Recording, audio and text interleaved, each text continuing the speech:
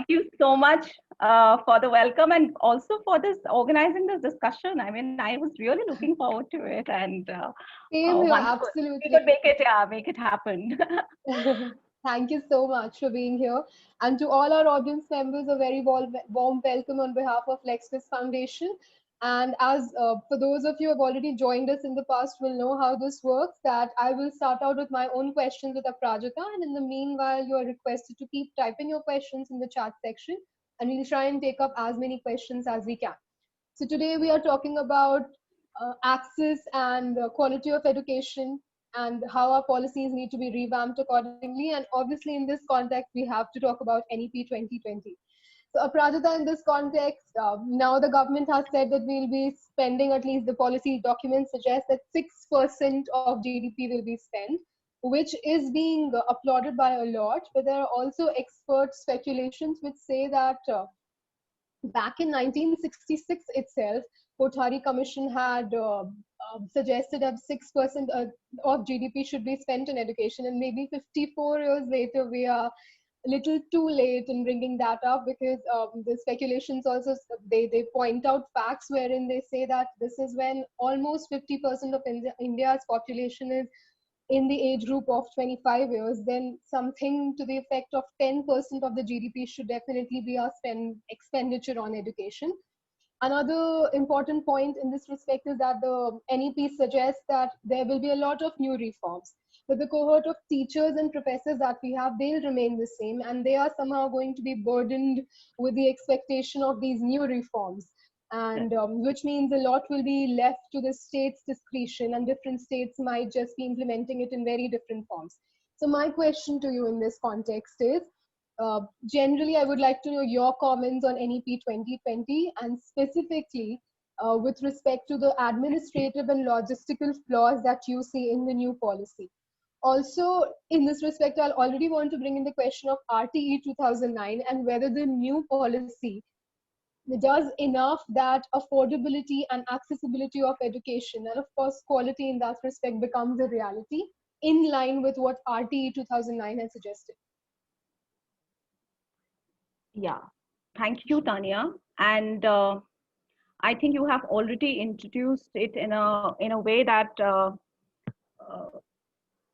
NEP 2020, the coming of NEP 2020 after 34 years is something that we were all looking forward to, you know. And before I come to the questions of administrative and logistics that is being introduced, that's for in the new education policy, I would like to take you a little to the process how the new education policy came about, and talking about it. The first the first draft of NEP came in 2016. Is like 4 years back, which was again not made public by the ministry, but by the chair of the drafting committee, Dr. T.S.R. Subramaniam, because understanding the NEP also needs to understand the context it came about in, and because it was not tabled, it was not made a public domain by the ministry. A new document called the draft input, to the new education policy was made public, and a lot of comments and suggestions and consultations were held on the basis of that draft input. And the process did not end there, uh, fortunately, unfortunately. And what we see is that a new drafting committee headed by Professor Kasturi Rangan was constituted, and it was said that a lot of suggestions and comments were coming in. So this drafting committee will look into it and enhance the quality of the new education policy.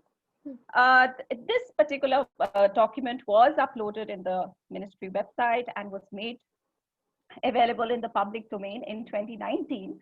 And again, the entire process of consultations took place, you know, again in a very rigorous manner, because I was part of RT forum, Right to Education forum, and we made a lot of submissions, and many networks as such, civil society networks, state departments, consultations. were held, and a lot of suggestions were given because there was scope for suggestions and revisions were made. The process did not end here. Several drafts came again, one after the other, and some were made public by the social media sources. And suddenly we get to know that the NEP gets passed by the cabinet without being discussed. I mean, the NEP 2019 was discussed in the parliament, but then the education policy 2020, which we have with us today, came about just by the approval of the cabinet without a discussion and a debate in the parliament.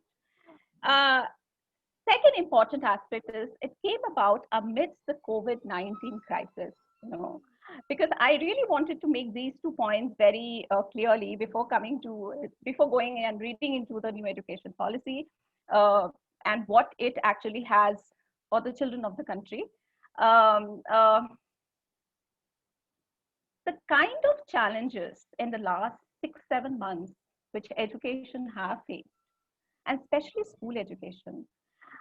Interestingly, a new education policy coming in these times doesn't talk about it, doesn't mention the nuances that the disruption of education or the kind of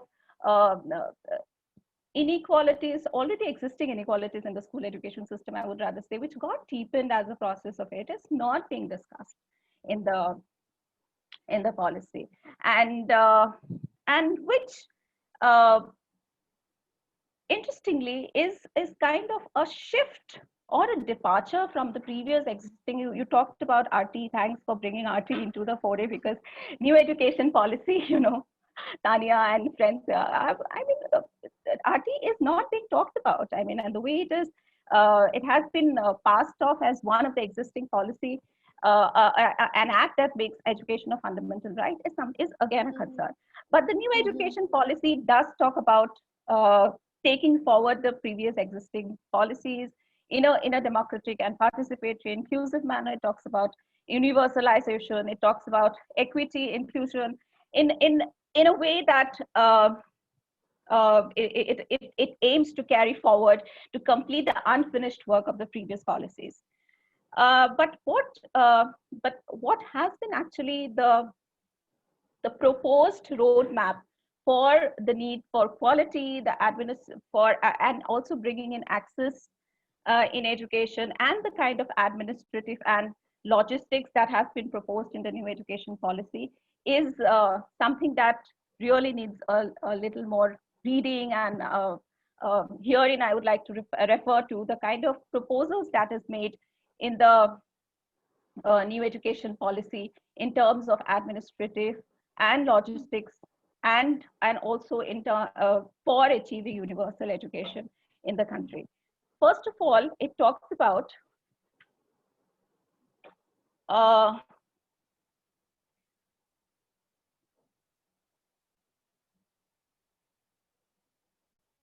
standard setting and accreditation for school education policy, and as vis-a-vis the normative framework that was proposed in the RT Act. Since you also spoke about, I would like to put in the new education policy vis-a-vis the RT Act. So it instead of bringing about a normative framework, which the RT Act talked about, and even the previous policies, if I take you to the 1968 policy, you refer to the Kothari Commission. Thank you so much for that. The Kothari Commission talked about a normative framework in education as an important and critical component for universalization of education. And when we talk about universalization, it is not only access.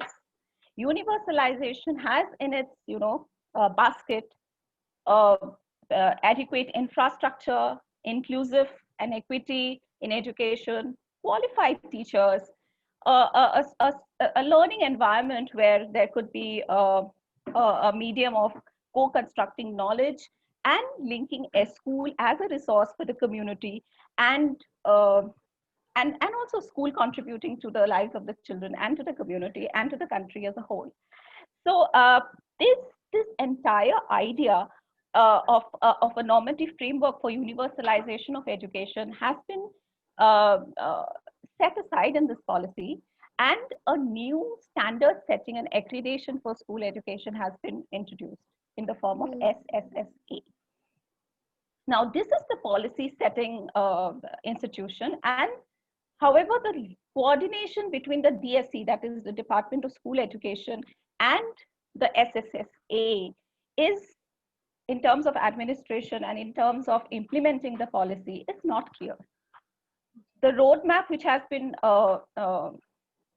which should have been laid out in the policy of how this coordination will happen is something that is not envisaged in the policy as it should have been, as was expected, or as a departure from the previous policies, how this SSSA and DSE will work in coordination and synergy to for achieving universalization and quality in education. Secondly, when I also want to bring about another important concern in terms of the administrative, recommendations made in the made in the new education policy is the school complex, the setting up of school complex as resource centers where there will be trained teachers, where there will be all the adequate, from libraries to everything, and it's basically like a resource school which will be set up. Now, it also talks about ECCE merging with school complexes and clusters. Coming back to RTE, in the normative framework, one important norm that was there in RTE Act was a distance norm. Now, why was that distance norm, introduced? Because to facilitate the access, first of all, and second, to also build the school as a resource for the community. School education is not something which is alien and outside the community, but it is basically reinforcing the values, with the community knowledge and how that interplay can happen. Now, this distance norm is completely not spoken about in the new education policy. Not only this new distance norm, the entire focus when we are talking about quality and access has been reduced to learning outcomes. And I am unable to understand how cutting of the inputs, how not addressing the distance norm, how not addressing, it does address local teachers, but then I'll come to the new cadre of teachers that is being proposed in the new education policy. Instead of trained, qualified teachers in the neighborhood so that children can access not only the school as a building, but also in terms of learning. And herein I would also like to bring about, because a lot of things has been said, regarding pedagogy. Learning is not only about, it is definitely the reading, writing, thinking skills, which comes out with learning. But it is also at the same time a relearning and a de-learning process. Education is a transformative medium. It is not what is given to you, the banking model of education. I mean, I don't want to sound theoretical, but then it is not what it should be, that what is right, what is wrong, what it is and what it should be is, just dumped into the minds of the children. And then if you really read into the NEP, it says that what is right, what is bad, what is ethical will be, made very clear to the children from as early as 3 years of age. Yeah. So yes. If I can, because time is brief, Prajita, if I can quickly, now that you already mentioned preschooling is, if I can go to my next question in that context, since we are talking about how learning outcome is the only thing somehow that NEP wants to focus on.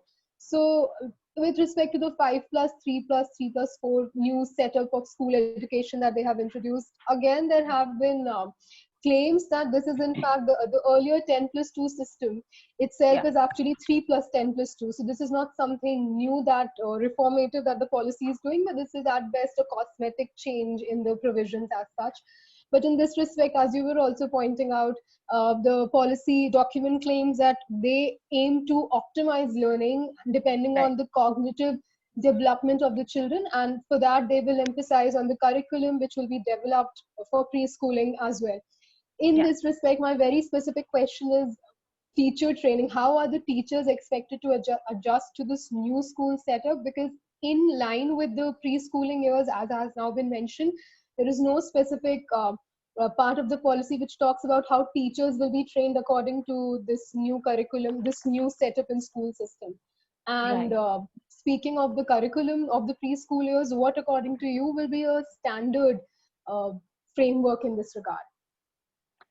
Right. So just completing, just I wanted to make another point in that administrative and logistic Yes, how and it was basically the resources. quickly, You also quickly, mentioned Pradipika. six Yeah, percent GDP you yes, mentioned, but when yes. when it is talking about the framework, it also brings in private in a big way. So I'll come to it maybe later. And then coming to the question that you posed regarding teacher Hmm, training, which is hmm, actually very very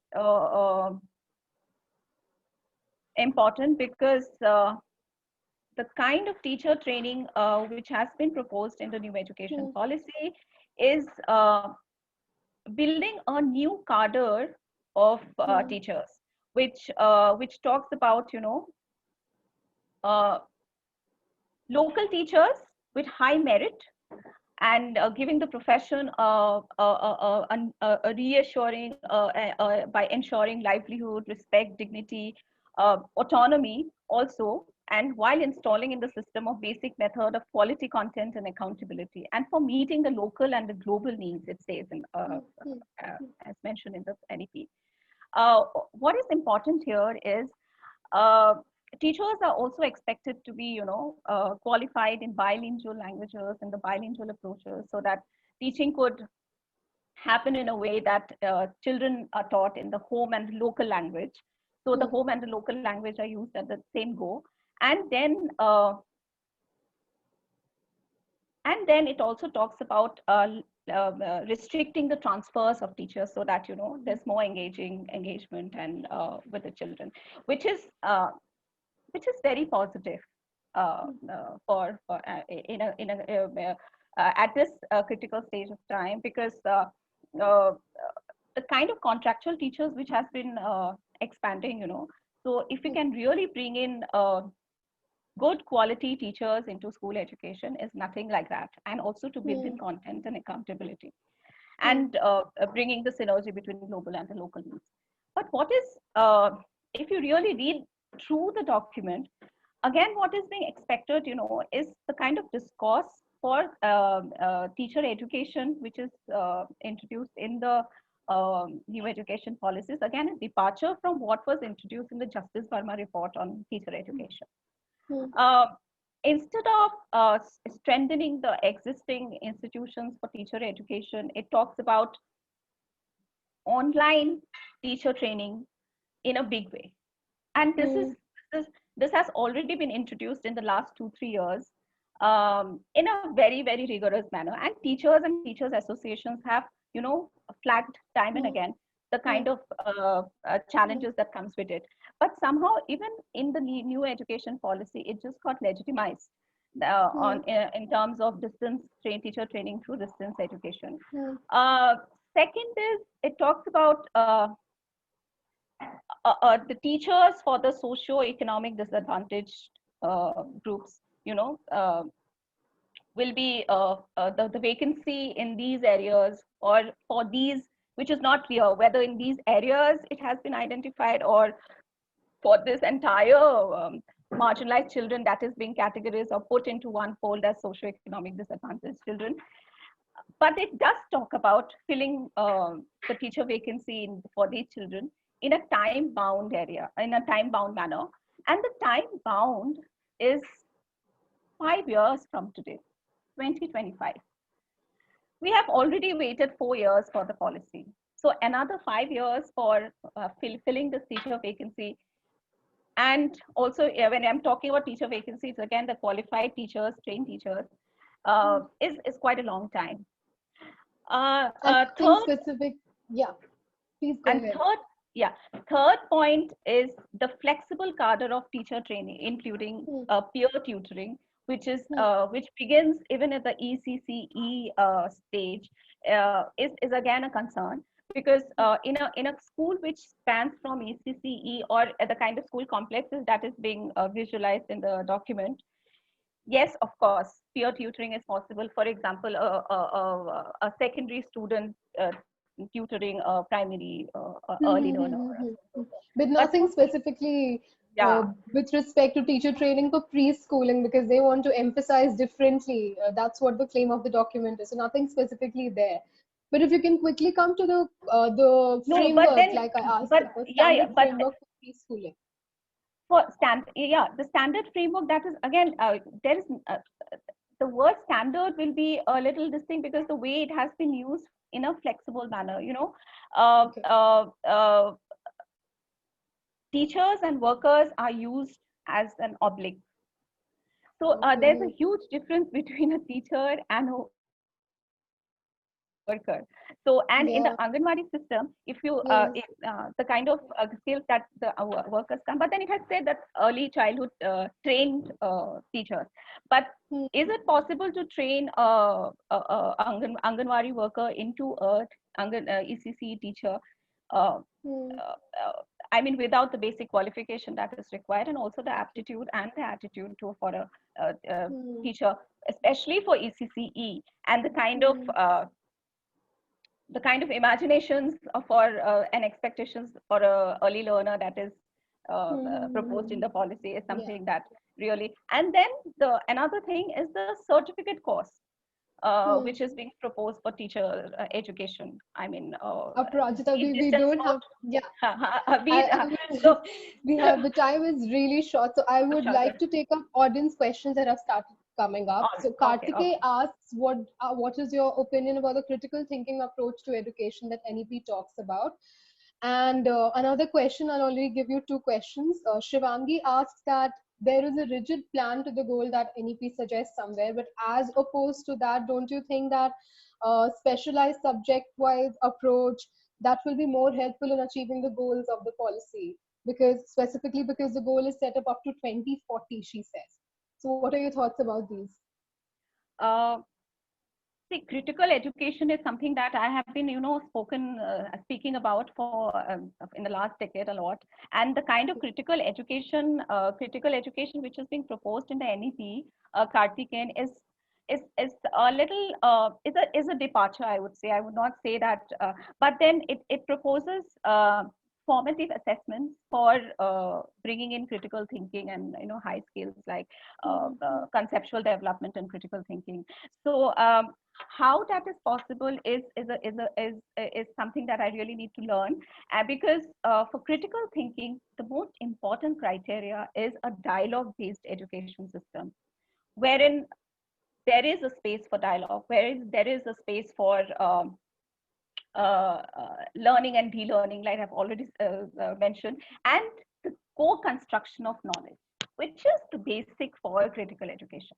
So then it talks about a new national curriculum framework. I'm hopeful that it will take forward the new national curriculum framework that we already have in place, which mentions about a positive learning environment wherein co-construct knowledge could be co-constructed, and that is the basic of education, and that is the basic of a school in the neighborhood, and a common school system that was envisioned in the previous Hmm. existing policies. I think I would like to end here to the critical Yes. education. I hope it answers because time is short. And the Second next, is the yeah. yeah, and the second is yeah, specialized subject wise. Are you talking about in the higher education system when I you're talking about her question specialized? doesn't specifically mention, but I'm sure howsoever you would interpret it because I read the question as was written, so it's open Uh, to your interpretation, I think. yes. See, a specialization to an extent is, I think, very important. And the kind of flexible multi-system, multi-exit systems that has been proposed in the NEP might pose a challenge because, uh, uh, you know, for an in-depth or engaging with a subject in an in-depth manner, uh, requires some specialization, and Hmm. with multiple exits, and the kind of flexible choice of subjects that has been proposed, uh, it will pose a challenge for actually deepening our knowledge in a particular direction. That is, and I think social sciences, for example, or even physical sciences, I mean, definitely the division between the hard division is something that we can get away with, but the division exists. And especially in the higher education context, I think it is very, very important to have a specialized, a deep, in-depth this thing. Because if you really ask me, the undergraduate courses, completing 3 years of undergraduate courses and then plus one of is something, and then going to PhD directly is something that we have to wait for time actually unveils in this direction. Also, there are a lot more interesting audience questions. So I'm going to club one of my own questions with respect to, since we are talking about higher education. Now there are multiple exit points that the new policy has introduced.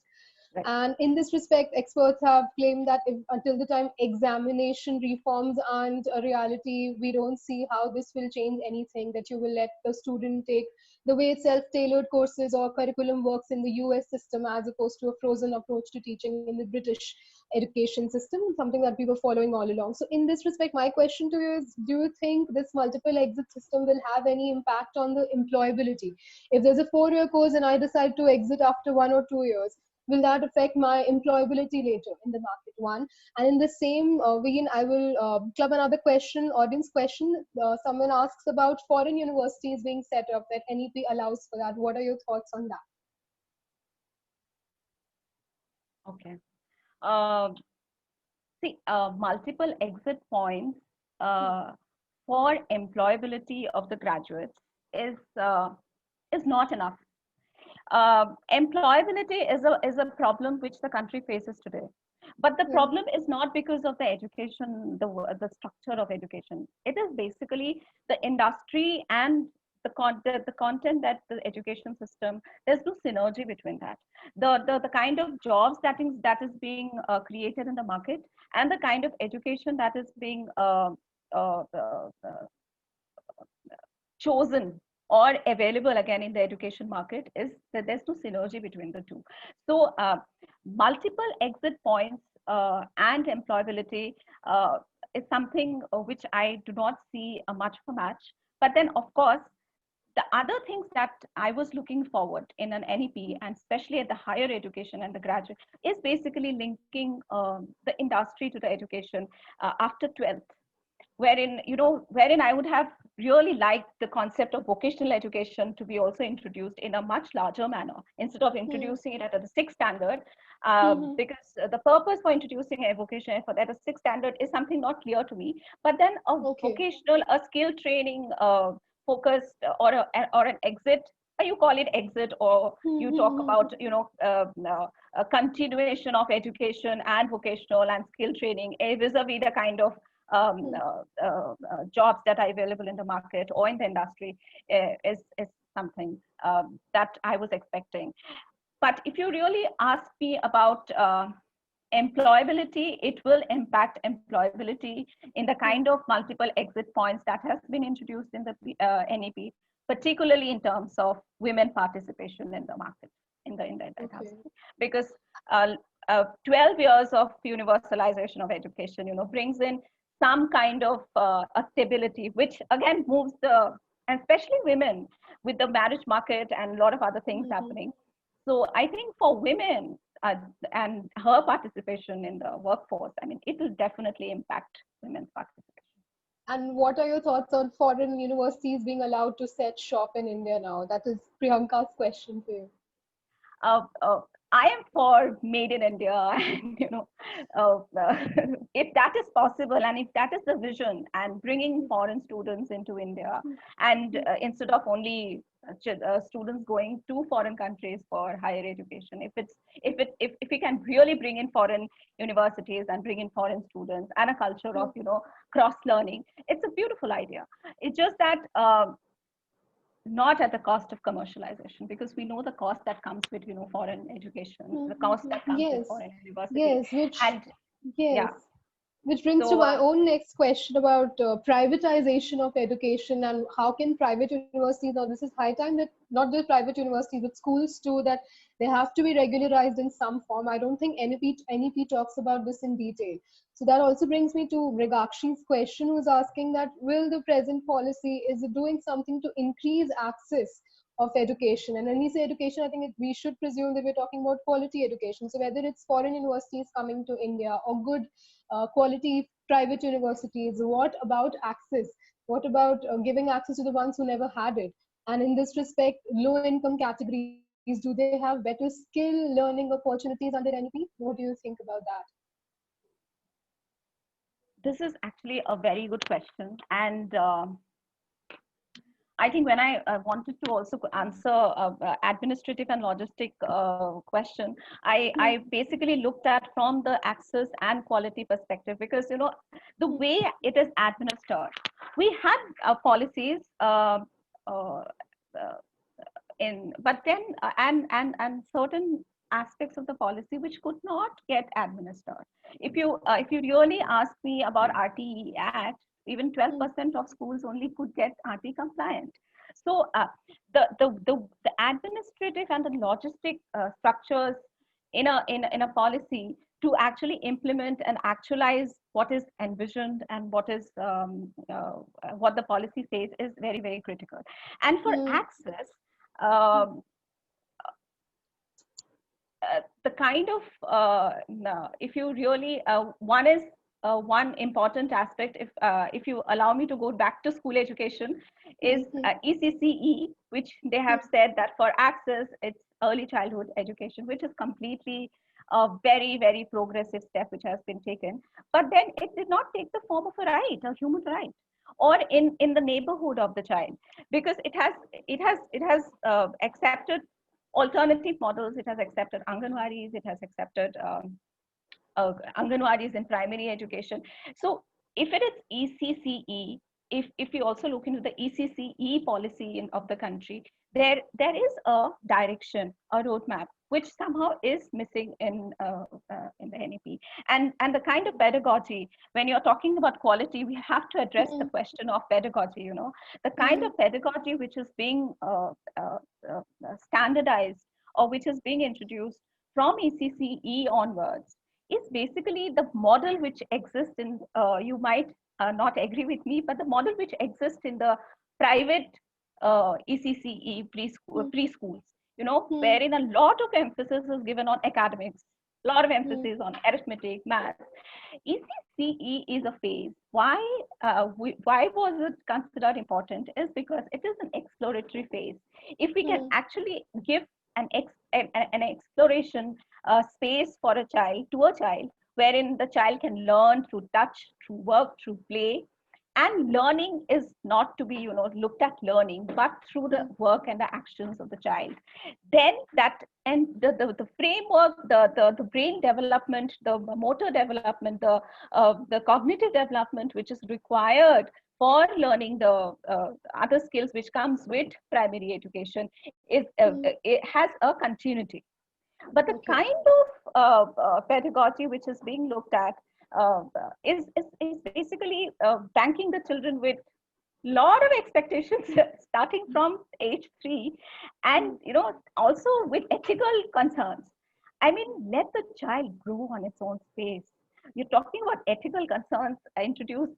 Let the child explore what is good and bad. Hmm.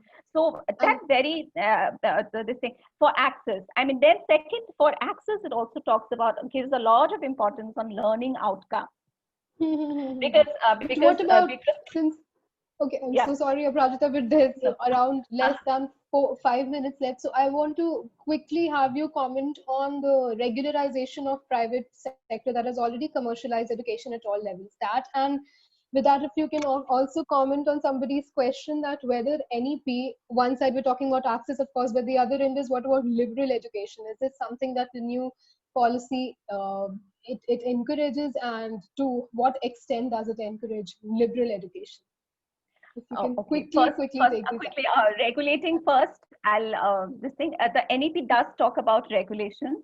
Okay. It talks about regulating both the public and the private. It looks at Okay. public and the private with the same goal of education, it says, and then it also reinforces the entire educational system and not segment it by generating, material inequalities between educational institutions. Now, I don't know why it doesn't talk about the high fee charging and low fee for cost private schools, and it only talks about the philanthropic private schools. I don't know whether Okay. they but then it does talk about transparency. It does talk about all parameters, all everything should be publicly disclosed, fees and everything. So it's there. But then, the entire approach towards regulating is not emphasizing on the role of the state. But it also talks about in 7.10 of the new education policy that the best practices of the private should be documented and implemented in the public education system. Okay. So it also talks about synergy and cooperation between the public and the private without recognizing, the differences that exist between a public education system and a private education system. So regulation, even though the framework has been, the norms has been set up, but then the kind of confusion that's being created between the public and the private without understanding the role that public education system has in the foray of education and private. So that is something that the problem lies. And another liberal education. Liberal education, this entire concept of, like you mentioned, in the US and the British, which we were following, and the US that it brings about as part of the liberal with multiple choices, choice-based education, multiple exits and come. I mean, I think as a practitioner and a person who has been engaging with education policy for some time now, I would ask, is a country ready for it? Is our country actually ready for it? What the NEP is doing and has done is bringing two national education systems. In time and again, it talks about education for the socially, economically disadvantaged groups in a different the category, and for the rest of the children in a different category. Okay. In terms of, you look at multiple exit points, in terms of voluntary education, in terms of NIOS, open schooling, it talks about these and alternative models of schooling, low fee costs, all these in context to that particular category of children. And then they have a different vision. Aparajita, I'm so sorry to cut you short, but I have to stop you here because we are almost done with our time here. So I think we have left our audience with a lot more questions. And the conversation itself, I think, has a lot of questions that we now engaged in and a lot of new questions to ponder upon. So thank you so much, everyone who joined us today. And feel free to drop in your questions to us and we will forward it to our speaker. She can take it up. Thank you so much, Aparajita, for joining us today. Thank you, Tanya, and thank you so much. Thank you for this insightful session. Yes. Yeah, thank you. Thank you so much. Look forward for more discussion. Yeah. Definitely. And I would, any questions? Yeah, I would definitely. I will forward them to you. I'll do that. Yeah, sure. Thank you so much. I'll be ending the session now. Bye-bye. Thank you so much. Bye.